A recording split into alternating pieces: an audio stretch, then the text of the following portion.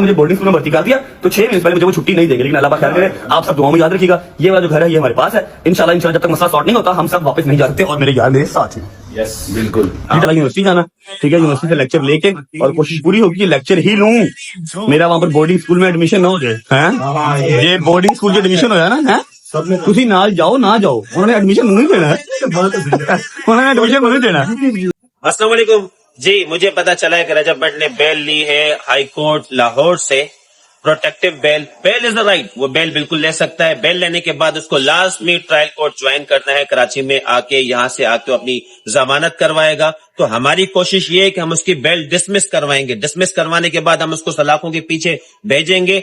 इस्लाम और मजहब के नाम पे नो कॉम्प्रोमाइज। और रही बात, लोगों का कहना यह कि आपने फेम हासिल करने के लिए केस किया, नहीं, ये फेम हासिल करने के लिए केस नहीं किया। बीइंग एज अ मुस्लिम आपके सामने को इस्लाम की बेहुरमती करेगा तो आप क्या करोगे, आप खुद सोचो। और रही बात, मुझे फेम हासिल करने की जरूरत नहीं है। PS 128 से मैंने MPA के इलेक्शन कंटेस्ट किए थे, भारी अक्सरियत से मैंने वोट हासिल किए थे इस इलाके से। और मैंने ये जो केस किया है इस्लाम और मजहब के नाम पे किया है, मैं इसको एज पर लो एंड तक लेके चलूंगा। इस शख्स को सजा दिलाऊंगा ताकि आइंदा कोई भी शख्स इस्लाम या नमाज या मजहब के नाम पर इस किस्म की वीडियोस ना बनाए। आप बनाए वीडियोस, इंफॉर्मेटिव वीडियोस बनाए, आप सेहत पे वीडियोस बनाए, आप अच्छी वीडियोस बनाए जिससे मैसेज मिले, ना कि आप इस किस्म की वीडियो बना के जिसमें आप हमारे इस्लाम और नमाज का और मजहब का मजाक बनाएंगे। ये काबिल कबूल नहीं है। और रही बात, ये जो मुकदमा दर्ज हुआ है, ये ना कि पुलिस को मैंने पैसे दिए, मैंने एज पर लो एप्लीकेशन जमा करवाने के बाद कोर्ट में जाके मैंने केस दायर किया था। केस दायर करने के बाद कोर्ट ने ऑर्डर दिया कि आप ये मुकदमा दर्ज करें।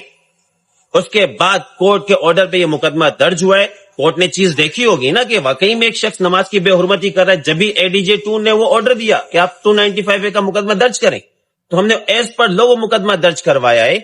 और अब इसको हम एंड तक लेके चलेंगे, इसको सजा भी दिलाएंगे रजब भट्ट को। और उसके बाद ये सलाखों के पीछे भी जाएगा, जो जमानत के लिए यहाँ पर आएगा, जमानत करवाएगा यहाँ पर आके रजब भट्ट, उसकी बेल भी डिसमिस करवाएंगे। Thank you. ये कि उनकी जमानत आपने दायर की है कि अगर वो कराची जाएंगे तो गिरफ्तार हो जाएंगे, क्या माजरा है, डिटेल बताइएगा जरा। एक्चुअली रजब पे एक FIR नंबर 14/25 थाना हैदरी कराची में जो उसके अगेंस्ट फाइल हुई है, और उसमें प्रोटेक्टिव बेल हमने लाहौर हाई कोर्ट से ली है ताकि हमें सिंध तक पहुंचने में एक्सेस मिल सके।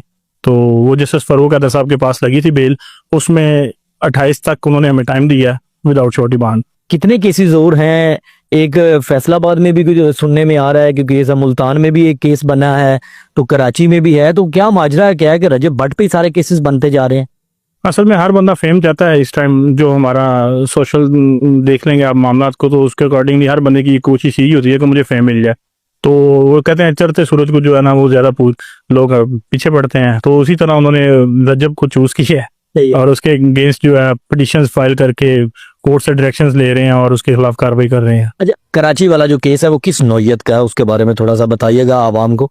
वो 295A उन्होंने ऑफेंस ऐड किया उसमें। तो वो उसकी एक वीडियो थी जो जिसमें वो नमाज पढ़ रहा था, उसके अगेंस्ट उन्होंने फाइल कर दिया। तो उसके मुताबिक है, क्योंकि उसमें कुछ स्माइलीज वगैरह शो हो रही हैं, तो इस वजह से उन्होंने कहा कि जी ये तौहीन की गई है। जी। तो इस तरह का मामला लाहौर में भी बना था, उसका क्या वो खत्म हो गया है, उसके बारे में भी अपडेट कर दे।